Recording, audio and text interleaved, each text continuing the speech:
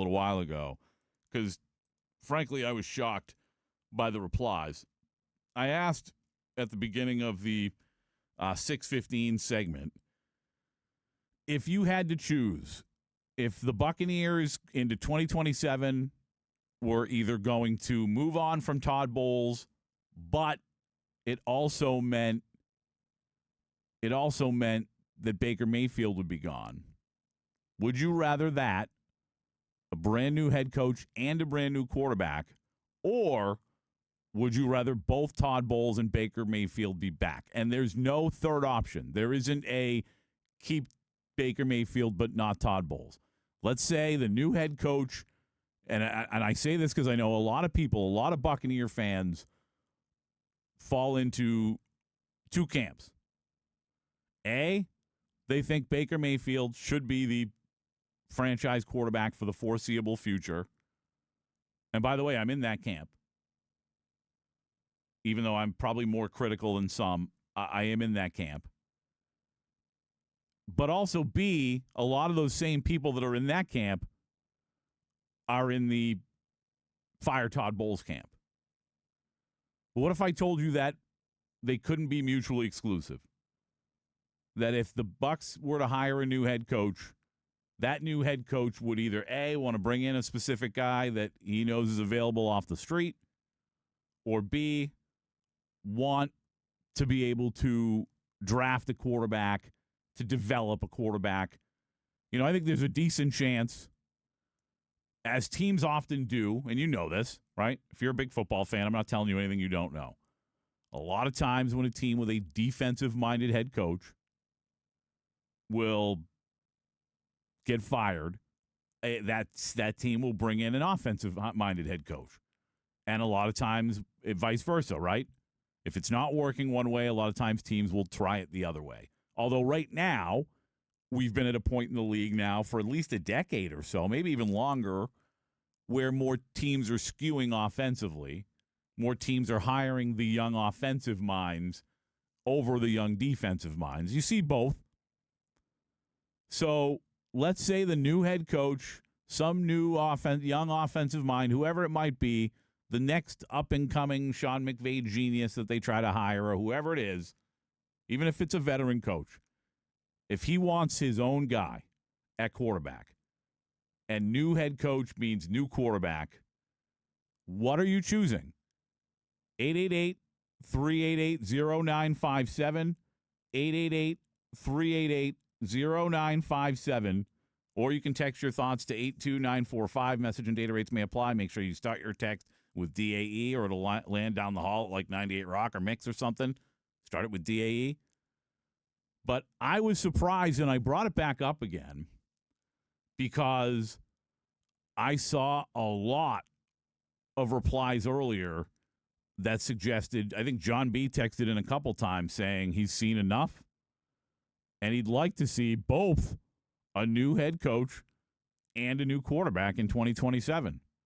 And I'm very, very surprised that there's this many people that feel that way. I see another text on the DAE text line right now. Coach and Baker gone, 100%. Just very, very interesting, the situation that the Buccaneers find themselves in. And because I do think it's possible that they don't end up with either of them. I don't think it's probable. I think it's more likely, as a matter of fact, that Baker gets signed this year than they're both gone. But I also think it's very possible that both stay. 888-388-0957 or text in 82945. Message and data rates may apply, but a lot of texts coming in basically saying that, it could be both, or they'd like to see it be both. And that's what very, very much surprised me.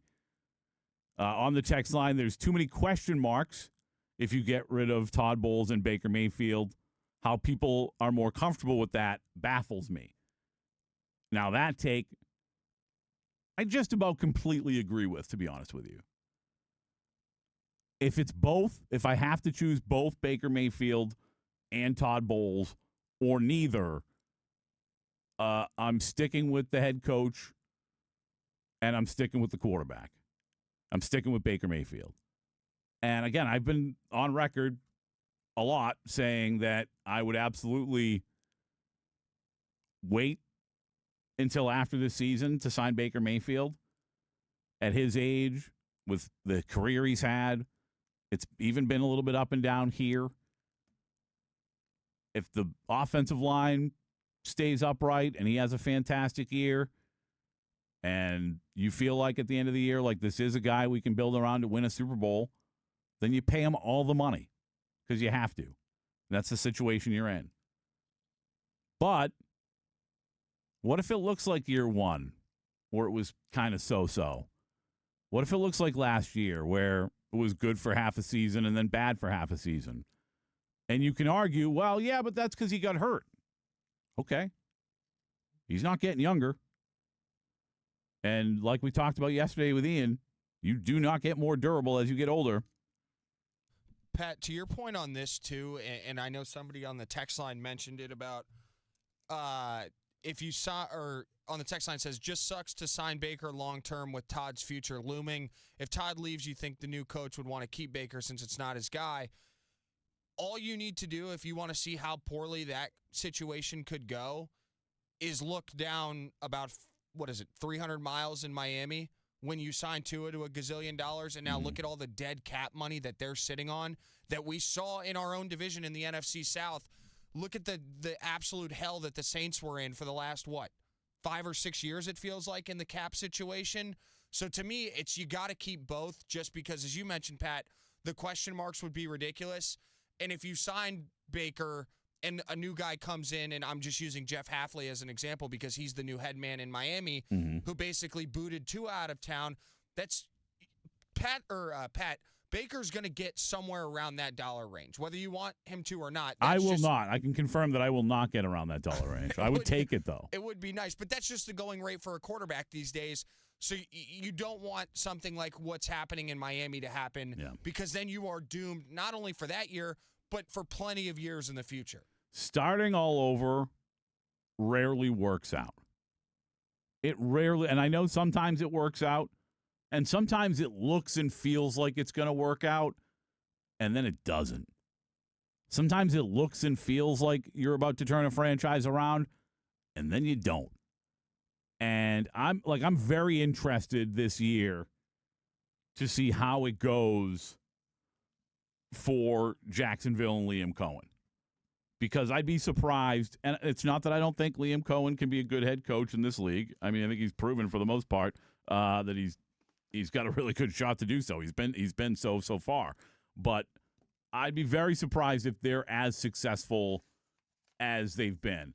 All right, let's sneak Phil in. Phil, I don't have a lot of time. Phil, here's the deal. You want to hold on and get a couple minutes, or do you want to sneak it in real quick? It's up to you. I'm going to give you the choice. Dealer's choice on a Friday, Phil. I'll sneak it in. All right, sneak it in, Phil. Yeah. How many quarterbacks do we have before Tom Brady and Baker Mayfield? Couple. Yeah, I don't want to be in that position. Phil, A couple. Yeah. Yeah. No, Phil, listen, it's a great point, and thank you for the phone call. This is a franchise that has seen a lot of quarterbacks without question, and for fans to be so willing to give up on Baker Mayfield and Todd Bowles today, I'm shocked by it, to be fair. I'm shocked by it. I didn't think we were going to get this response. I'm not surprised that people are out on Todd Bowles.